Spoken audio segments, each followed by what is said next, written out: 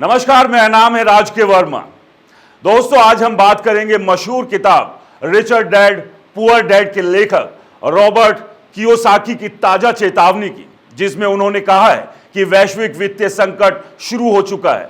और हां, उन्होंने सोना, चांदी और बिटकॉइन को लेकर भी कुछ ऐसा कहा है जिसने हर किसी का ध्यान खींच लिया है। तो क्या है पूरी बात? क्या सचमुच दुनिया एक बड़े आर्थिक संकट की ओर बढ़ रही है? चलिए इसे आसान भाषा में समझते हैं, तथ्यों के साथ, ताकि आप खुद फैसला कर सके।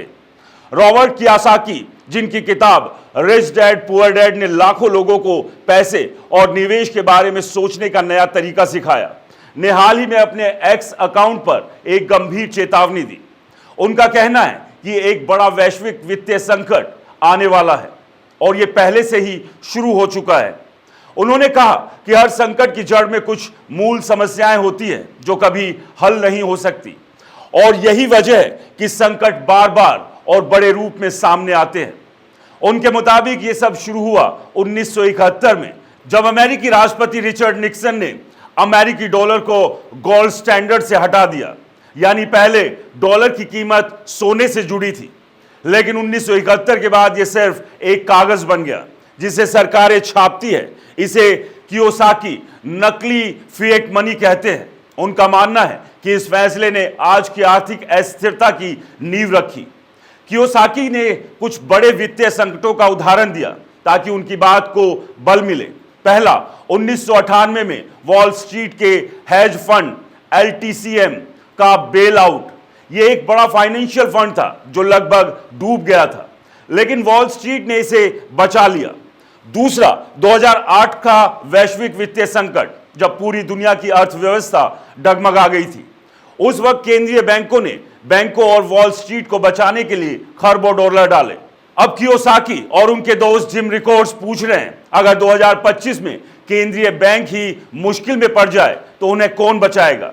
यानी अगर सिस्टम का बेस ही हिल जाए तो क्या होगा? कियोसाकी का मानना है कि अगला बड़ा संकट 1.6 ट्रिलियन डॉलर के स्टूडेंट लोन डेट मार्केट से शुरू हो सकता है।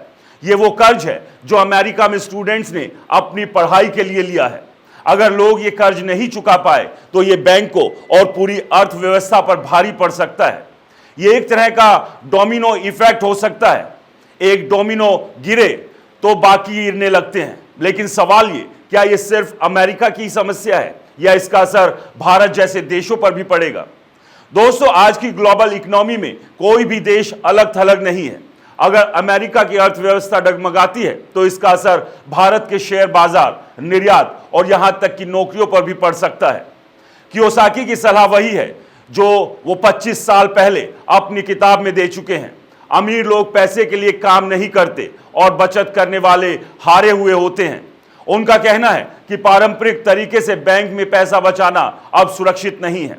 क्यों? क्योंकि फिएट मनी जैसे रुपए, डॉलर की कीमत सरकारें और केंद्रीय बैंक तय करते हैं और ये कभी भी गिर सकती है। तो फिर क्या करें? कियोसाकी कहते हैं कि आपको असली संपत्तियों में निवेश करना चाहिए, जैसे सोना, चांदी और बिटकॉइन।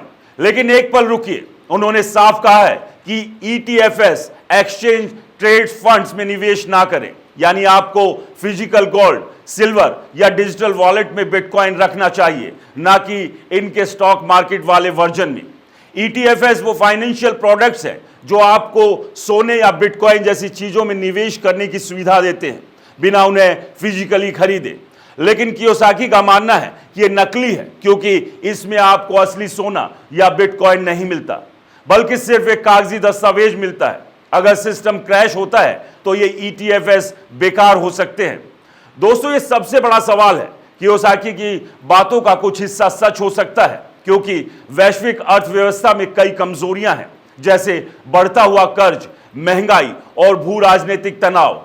लेकिन हमें यह भी समझना होगा कि कियोसाकी की चेतावनियां अक्सर डराने वाली होती है, ताकि लोग उनकी सलाह पर ध्यान दें। वो सोना और बिटकॉइन को प्रमोट करते हैं, लेकिन उसमें निवेश करना हर किसी के लिए आसान या सुरक्षित नहीं है। उदाहरण के लिए, बिटकॉइन की कीमत बहुत अस्थिर होती है। 2021 में ये $60,000 के पार था, लेकिन 2022 में $16,000 तक गिर गया। सोना और चांदी भी महंगे हैं और भारत में इन पर टैक्स और स्टोरेज की लागत भी जुड़ती है। अगर आप कियोसाकी की चेतावनी को गंभीरता से लेना चाहते हैं तो उससे पहले अपनी फाइनेंशियल साक्षरता बढ़ाएं।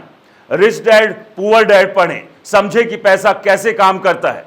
दूसरा, अपने निवेश को डाइवर्सिफाई करें, यानी सारा पैसा एक जगह ना लगाएं। अगर आप सोना, चांदी या बिटकॉइन में निवेश करना चाहते हैं तो पहले पूरी रिसर्च करें। और हां, किसी भी निवेश से पहले अपने फाइनेंशियल एडवाइजर से सलाह जरूर लें। कियोसाकी की चेतावनी हमें सतर्क करती है कि हमें अपने पैसों को लेकर स्मार्ट फैसले लेने होंगे, लेकिन डर के मारे जल्दबाजी में कोई कदम ना उठाएं। दुनिया की अर्थव्यवस्था जटिल है और कोई भी भविष्यवाणी 100% सही नहीं होती। तो तथ्यों को समझें, रिसर्च करें और अपने लिए सुरक्षित रास्ता चुनें। आप क्या सोचते हैं, क्या कियोसाकी की भविष्यवाणी सच होगी या ये सिर्फ हाइप है? कमेंट्स में बताएं। और अगर आपको ये एक्सप्लेनर पसंद आया तो अपने दोस्तों के साथ शेयर करें। मिलते हैं अगले एक्सप्लेनर में, तब तक स्मार्ट बने, सेफ रहे। नमस्कार।